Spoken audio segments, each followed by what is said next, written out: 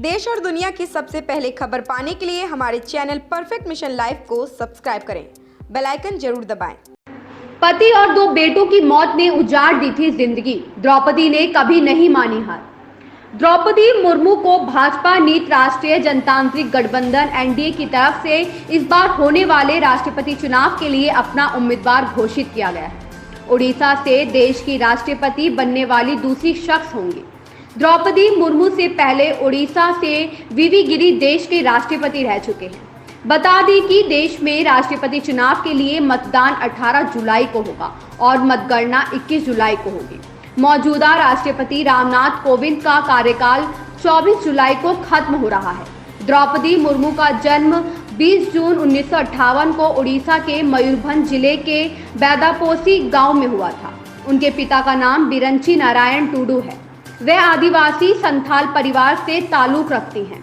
द्रौपदी मुर्मू का विवाह श्यामचरण मुर्मू से हुआ था। दंपति के 2 बेटे और 1 बेटी हुई, लेकिन शादी के कुछ समय बाद ही उन्होंने पति और अपने दोनों बेटों को खो दिया।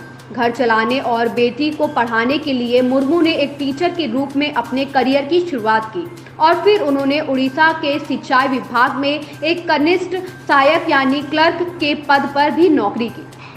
पति और 2 बेटों को खो चुका द्रौपदी मुर्मू के पास बस एक बेटी थी, जिससे उन्होंने नौकरी से मिलने वाले वेतन से घर खर्च चलाया और बेटी इति मुर्मू को पढ़ाया लिखाया। बेटी ने भी कॉलेज की पढ़ाई के बाद एक बैंक में नौकरी हासिल कर ली। इति मुर्मू इन दिनों रांची में रहती हैं और उनकी शादी झारखंड के गणेश से हो चुकी है। दोनों की एक बेटी आद्याश्री है।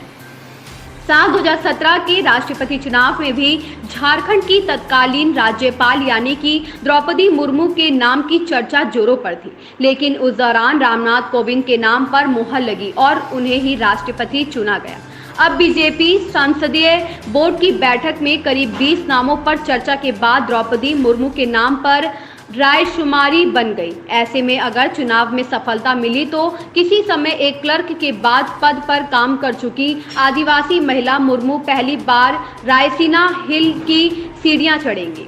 अपनी उम्मीदवार की घोषणा के बाद उन्होंने स्थानीय मीडिया से कहा, मैं आश्चर्यचकित हूँ और खुश भी हूँ क्योंकि मुझे राष्ट्रपति पद का प्रत्याशी बनाया गया है। मुझे टेलीविजन देखकर इसका पता चला। राष्ट्रपति एक संवैधानिक पद है और मैं अगर इस पद के लिए चुन ली गई तो राजनीति से अलग देश के लोगों के लिए काम करूंगी। इस पद के लिए जो संवैधानिक प्रावधान और अधिकार है मैं उसके अनुसार काम करना चाहूंगी। इससे अधिक मैं फिलहाल और कुछ नहीं कह सकती।